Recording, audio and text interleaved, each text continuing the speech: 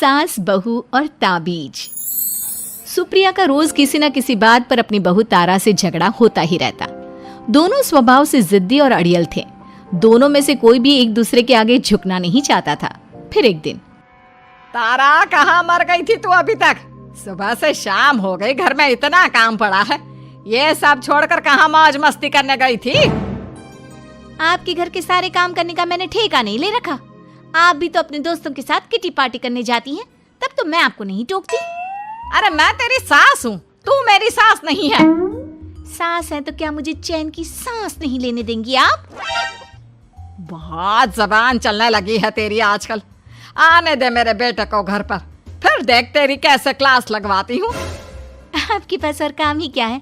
बाहर पड़ोसियों से मेरी बुराई करना और घर में पति से। हाँ तो अब तेरा काम भी तो ऐसे ही होते हैं ना।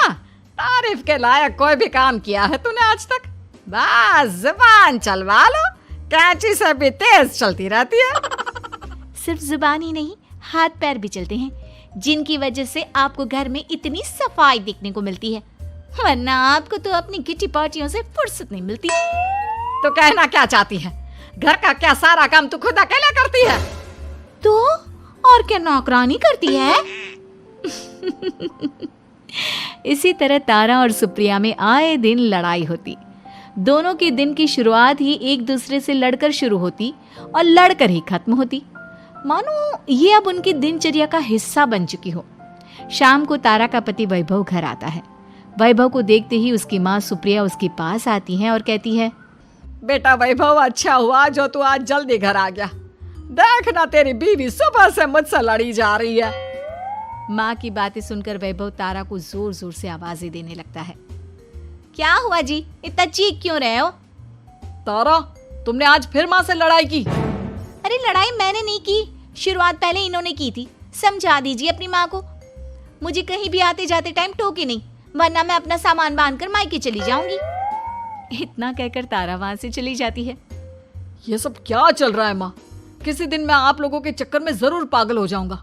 आप लोग कभी प्यार से क्यों नहीं रहते? अरे वो हमेशा मेरी बातों का उल्टा जवाब देती है बेटा। अब तू ही बता मैं क्या करूं? तो आप उसे ताने मारती ही क्यों है माँ? वाह बेटा वाह, तुझे मेरे ताने दिखते हैं, उसका बात करने का तरीका नहीं दिखता। देखा नहीं वो किस तरह से बात करती है मुझसे।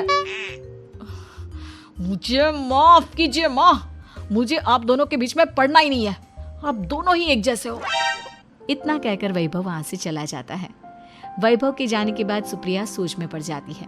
धीरे धीरे समय बीतने लगता है और एक दिन सुप्रिया को पता चलता है कि उनके गांव में एक महात्मा ठहरे हुए हैं जो वशीकरण करना जानते हैं। तो सुप्रिया भागते हुए उन बाबा का पता ढूंढने निकल पड़ती है। इस बात की खबर जैसे ही तारा को चलती है, वो भी उस बाबा की खोज में निकल पड़ती है। अगले दिन सुबह, आज तारा और सुप्रिया दोनों ही बहुत अच्छे मूड में होती है। ना सुप्रिया तारा को देखकर कोई ताना मारती है, ना तारा अपनी सास से बेवजह उलझती है। दोनों मिल बांट कर रसोई में काम करती हैं। भाई तारा, जरा मुझे वो चाय पत्ती पकड़ाना। ये लीजिए माँ जी, क्या आप मेरे लिए भी चाय बना देंगी? अरे हाँ हाँ, क्यों नहीं। इसी तरह दिन बीतते हैं और दोनों का रिश्ता भी निखरने लगता है। ऐसे ही देखते 3 महीने बीत जाते हैं। आजकल ये मैं क्या देख रहा हूँ? अचानक आप दोनों के बीच इतना प्यार कैसे हो गया? एक दिन था जब कभी माँ आप तारा को ताने देते देते नहीं थकती थी, और तारा तुम पहले तो कितना उलझती थी माँ से, तो अब ये अचानक क्या हो गया आप दोनों को? अरे यह सब तो एक बाबा का कमाल है, जिसने मुझे ये ताबीज दिया था। सुप्रिया के हाथ में बंधा ताबीज देखकर तारा चौंक जाती है। ये ताबीज तो उस बाबा ने मुझे भी दिया था, आपको अपने वश में करने के लिए। इसका मतलब तू भी उस बाबा से मिलने गई थी? आपकी हरकतों की वजह से ही मुझे जाना पड़ा था। ये सब क्या चल रहा है? मुझे तो आप लोगों की कोई भी बात समझ में नहीं आ रही। सुप्रिया वैभव को सारी बात बताते हुए कहती है, अरे जैसे ही मुझे पता चला कि हमारे गांव में जाने माने तांत्रिक बाबा आए हुए हैं जो वशीकरण करना जानते हैं, तो मैं बिना देरी किए उनके पास चली गई और बहू को अपने वश में करने की इच्छा उनके सामने रखी, जिससे ये मेरी हर बात माने। बाबा, मैं अपनी बहू से बहुत दुखी हो चुकी हूँ। वो मेरी एक बात नहीं मानती। आप कुछ ऐसा कीजिए बाबा जिससे मेरी बहू मेरी हर बात मानने लगे। पहले आप मुझे अच्छे से बताइए, आपको अपनी बहू से आखिर परेशानी क्या है? बाबा वो मुझसे कभी प्यार से बात नहीं करती। मैं उसे एक बात सुनाती हूँ तो वो पलट कर 4 बातें सुनाती है। आप कुछ ऐसा कीजिए ना जिससे मेरी बहू सारी बातें मानने लगे। बाबा सुप्रिया की बातों को ध्यान से सुनते हैं और उसके बाद सुप्रिया को एक काले रंग का ताबीज देते हुए कहते हैं, ये ताबीज तुम्हें अपने गले में पहनना है और जब तक मैं ना कहूँ तब तक इसे उतारना मत। तो क्या इस ताबीज की मदद से मेरी बहू मेरे वश में हो जाएगी? सिर्फ वश में ही नहीं, इस ताबीज के कारण तुम्हारी बहू तुम्हारे आगे पीछे भी घूमने लगेगी। लेकिन बस तुम्हें कुछ काम करने होंगे। कैसा काम बाबा जी? तुम्हें अपनी जुबान पर काबू रखना होगा। उससे जो भी काम करवाना हो हमेशा प्यार से बात करनी होगी। धीरे धीरे वो तुम्हारी मुट्ठी में आ जाएगी। अरे ठीक है बाबा जी, जैसा आप कहेंगे ठीक मैं वैसा ही करूंगी। तारा ये सब सुनकर चौंक जाती है। ऐसा ही कुछ तो मेरे साथ भी हुआ था जब मैं उस बाबा से मिलने गई थी। बाबा जी, मैं अपनी सास से बहुत तंग आ चुकी हूँ। वो हर रोज किसी न किसी बहाने मुझसे लड़ती रहती हैं। आप प्लीज कुछ ऐसा करिए ना जिससे मेरी सास सुधर जाए और मुझे बेवजह टोकना बंद कर दे। तारा की ये बातें सुनकर पहले तो बाबा सोच में पड़ जाते हैं। उसके बाद वो तारा को भी काले रंग का ताबीज पकड़ाते हुए कहते हैं, ये लो बिटिया, इसे अपने गले में पहन लो और जब तक मैं तुम्हें इसे उतारने के लिए ना बोलूं तब तक इसे उतारना नहीं।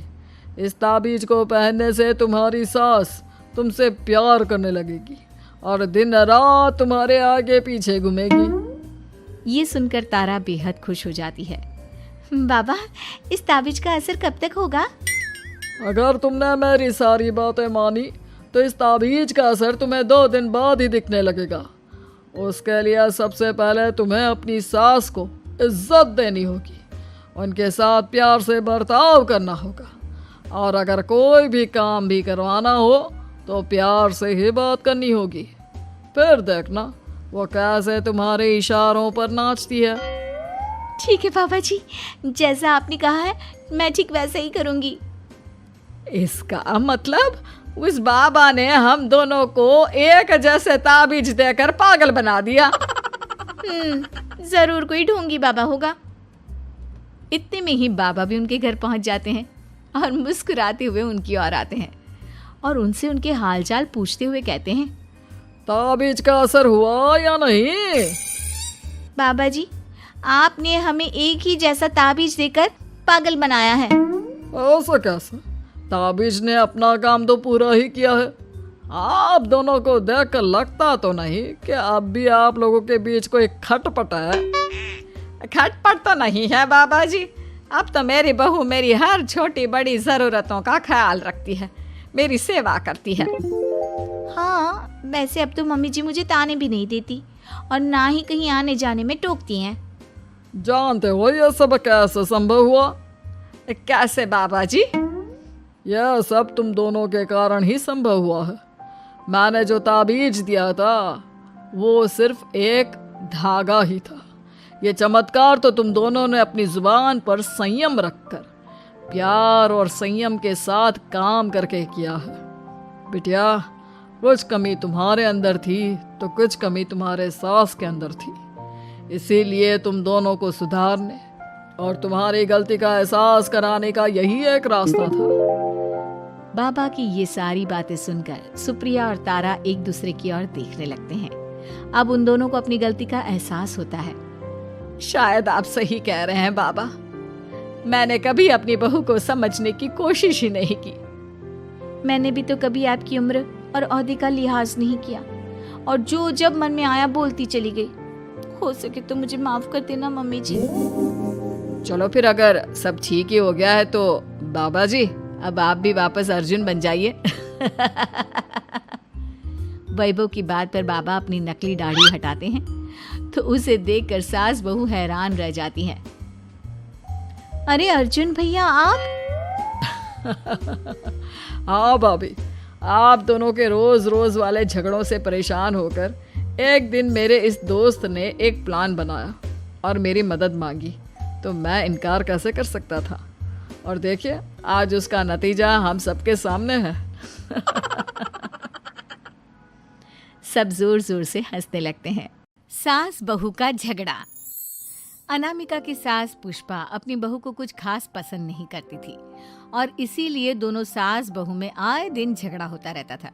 सास बहू के झगड़े के चक्कर में अनामिका के पति मोहित की जिंदगी मुश्किल में पड़ गई थी।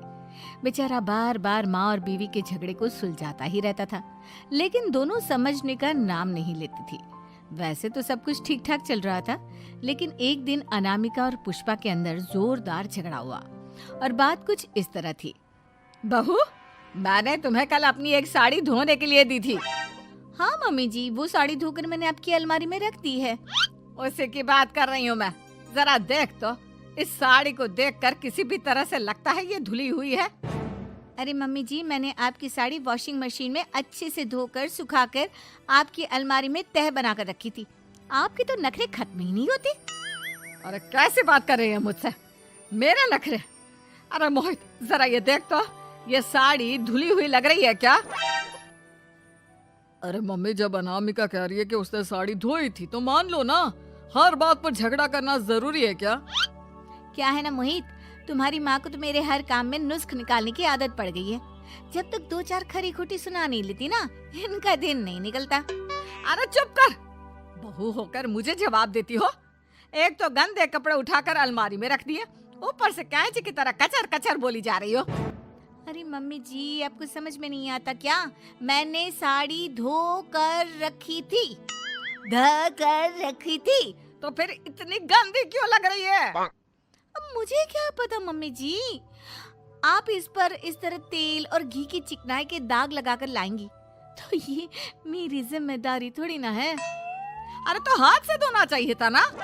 मैं आपकी बहू हूँ, नौकरानी नहीं जो एक कपड़ा रगड़ रगड़ कर हाथ से धो दूंगी। आपको पहननी है तो पहनिए, नहीं तो रख दीजिए। तुझे तो मैं अच्छी तरह बताऊंगी, मुझे जवाब देती है। एक दिन सुबह के वक्त, अरे अनामिका, मेरी वाइट शर्ट कहाँ है? आज ऑफिस में बहुत बड़ा प्रेजेंटेशन है और मुझे वो वाइट शर्ट पहन कर जाना है। मुझे पता है, आपने मुझे 2 दिन पहले ही बता दिया था और आपकी शर्ट मैंने धोकर अच्छी तरह आयरन करके अलमारी में लगा दी है। जाइए वहां से ले लीजिए। अनामिका, ये तुमने क्या किया? ये देखो, शर्ट पर लिपस्टिक का दाग लगा हुआ है और ये तो एक जगह से जल भी गई है।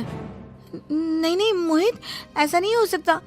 मैंने तो तुम्हारी शर्ट ठीक से इस्त्री करके अलमारी में लगाई थी। तो फिर ये जल कैसे गई अपने आप? अलमारी में लटके लटके थोड़ी ना जल जाएगी। पर मोहित, मुझे अच्छी तरह याद है। देखो, अपनी गलती को छुपाने की कोशिश मत करो। और अगर शर्ट जल भी गई थी तो तुम्हें पहले बताना चाहिए था ना, मैं नई शर्ट लेकर आ जाता। अब ऐन वक्त पर शर्ट कहाँ से लेकर आऊं? मेरा इतना इम्पोर्टेंट प्रेजेंटेशन था, सब खराब हो जाएगा। अरे बेटा, क्यों परेशान होता है? ये देख, मैंने तेरे लिए पहले से ही एक नई वाइट शर्ट ला कर रखी है। लेकिन मम्मी, आप मेरे लिए वाइट शर्ट क्यों लेकर आई? अरे मुझे पता था तेरा प्रेजेंटेशन होने वाला है और अपनी इस बहू पर तो मुझे बिल्कुल भी भरोसा नहीं। क्या पता मेरी साड़ी की तरह तेरी शर्ट भी गंदी करके रख देती। और देख, वही हुआ ना। बेटा, सारी टेंशन छोड़ और ये नई शर्ट पहन कर जा। थैंक यू मम्मी, आज तो आपने बचा लिया मुझे। कुछ दिनों के बाद, अरे अनामिका, जानती हो ऑफिस में मेरा जो दोस्त है ना अमर, आज उसका बर्थडे है और उसे तुम्हारे हाथ का चॉकलेट केक बहुत पसंद है। थोड़ा सा बनाकर टिफिन में रख दो ना प्लीज।